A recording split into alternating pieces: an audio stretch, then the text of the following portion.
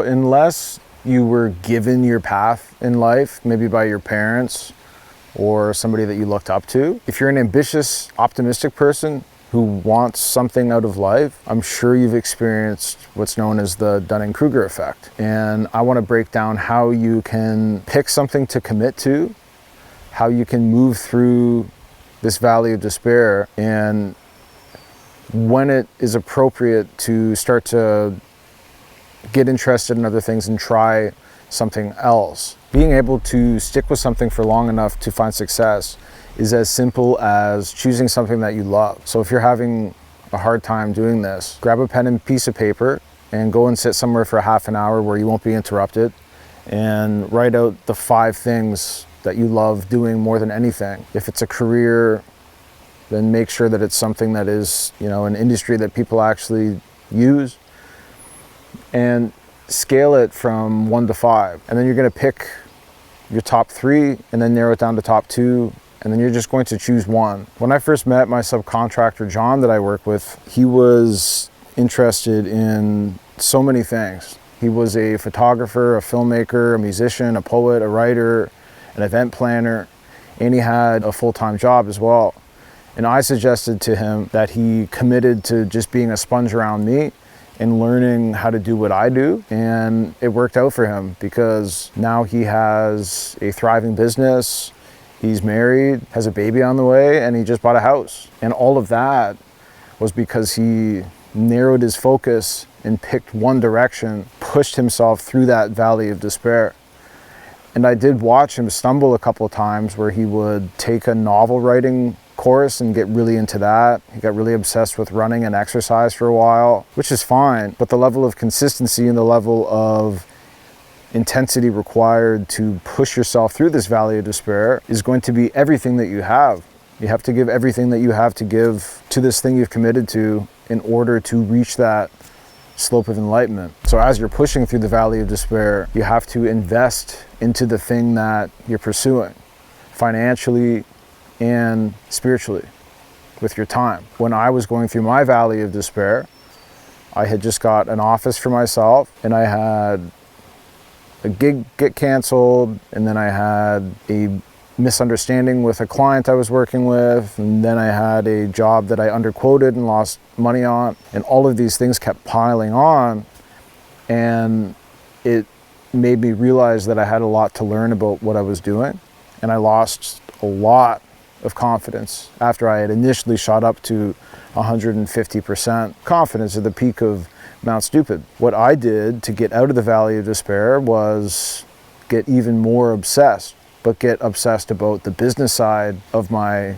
photo and video company that I was building. I paid for a color grading course so I could stand out from my competition. I also paid a coach $10,000 to teach me more about how to do good business as a videographer. And I worked anywhere from 10 to 12 hours a day until I got so tired I had to stop working for a day or two. And that's what it takes if you want to get out of that dark period. 100% commitment, 100% effort, focus, and not being distracted by other potentialities. Because if you do commit to that one thing that you're committing to, that means that you can't pursue those other options, which is why it's so important to make this list for yourself and compare it against itself and choose one direction to go in. Now, if you are a creative person, then that generally means that you're very gifted at figuring something out and getting good at it pretty quickly, and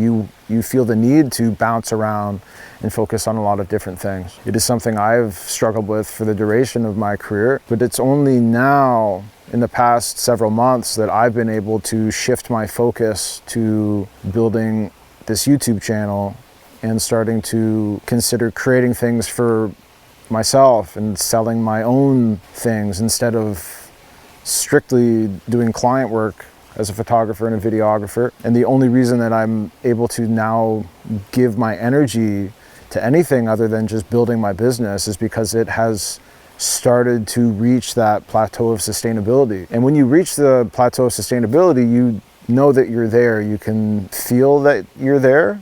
The dust kind of settles. You don't feel as stressed and overwhelmed as you were while you were building it, and you have these strategies in place that guarantee the machine is running and the gears are turning, and it's not on autopilot, but it is managing itself to a certain extent. For me, I have a number of clients who have signed deals with me, and I make content for them every month, and they send me money. So now I can give some of my energy to other endeavors, only because it's somewhat sustainable now. When you reach that plateau of sustainability, start small in terms of the amount of time you're giving to something else. Start with 20% of your effort and 80% on the current thing that you're working on. And as time goes on and you start to notice the shift in input and output in that new thing, then you can start to skew that percentage and put more time and effort into the new thing that you're likely even more excited about. So if you have experienced this before, then keep the Dunning Kruger effect in your mind. And remember that it's not about the thing that you're doing. The thing that you're doing is not the problem. You're not getting distracted or nervous or bored or something with it because there's anything wrong with doing that thing. It's you, but you're not alone in this because everybody experiences this. The truth is, to commit to something, to see it through and to find success in it is extremely difficult. Making a commitment to yourself to see something through until it's sustainable is a really smart move for your future. I had 15 jobs in my 20s. All of them I didn't like because I was also trying to be a musician and I was just screwing around figuring out what I liked. But if I had known about the Dunning Kruger effect back then, I would have saved my 20s, because I spent so many years bouncing around thinking that the path was the problem. The path was not the problem. The problem was me, and the problem was a fear of commitment because of the loss of the option for another direction to be taken. So, pick your thing, stick with it, make sure you love it, and know that you're not alone in having to work hard to make something awesome. See ya.